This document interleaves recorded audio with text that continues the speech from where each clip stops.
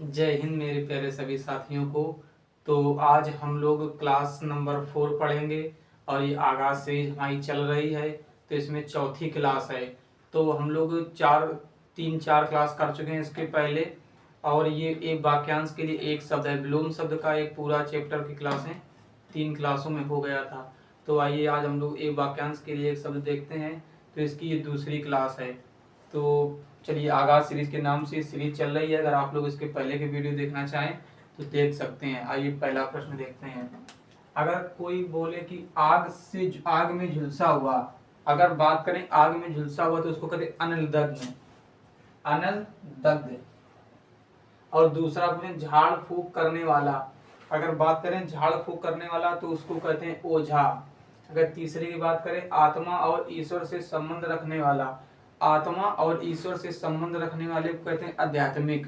4 number देखते हैं अपने आप को धोखा देने वाला, अगर बात करें अपने आप को धोखा देने वाला तो उसको कहते हैं आत्मवंचक। 5 नंबर देखें जिसकी इच्छा की गई हो, जिसकी इच्छा की गई हो उसको कहते हैं इप्सित। और 6 नंबर देखते हैं पूर्व उत्तर के बीच की दिशा, उसको कहते हैं ईशान कोण, ईशान कोण। तो जैसा कि भाई आप लोगों को पता है, जो हमारी क्लास चल रही है आईटीबीपी ऑल ट्रेड के लिए चल रही है। जैसे एनिमल ट्रांसपोर्ट हो गया, आईटीबीपी किचन सर्विस हो गया, आईटीबीपी ट्रेडमैन हो गया, और बीएसएफ ट्रेडमैन हो गया, सीआईएसएफ फायरमैन, सीआईएसएफ ट्रेडमैन के लिए हो गया। तो ये हिंदी की क्लास चल रही है। तो आइए अगला क्वेश्चन देखते हैं। 7 नंबर सूर्य उदय की ललमा, अगर बात करें सूर्य उदय की ललमा को क्या कहते हैं तो उसको कहते हैं उषा। 8 नंबर सूर्य अस्त के समय दिखने वाली ललिमा, अगर उदय की बात करेंगे तो उसको कहते हैं उषा, उषा। और अगर 8 नंबर सूर्य अस्त के समय की दिखने वाली उषा तो कहते हैं ऊषा, इसमें बड़ा हुआ है और इसमें छोटा हुआ है। अगर 9 नंबर की बात करें जिसके ऊपर किसी का उपकार हो, जैसे कि कोई किसी के ऊपर उपकार कर देता है तो उसको कहते हैं उपकृत। अगर 10 नंबर की बात करेंगे तो उत्तर दिशा को क्या कहते हैं, उत्तर दिशा को कहते हैं अवाची, उदीची कहते हैं, सॉरी उदीची कहते हैं। नंबर 11 खाने से बचा हुआ जूठा भोजन, उसको कहते हैं उच्छिष्ट, उच्छिष्ट। और 12 नंबर जिसने ऋण चुका दिया हो उसको कहते हैं उऋण।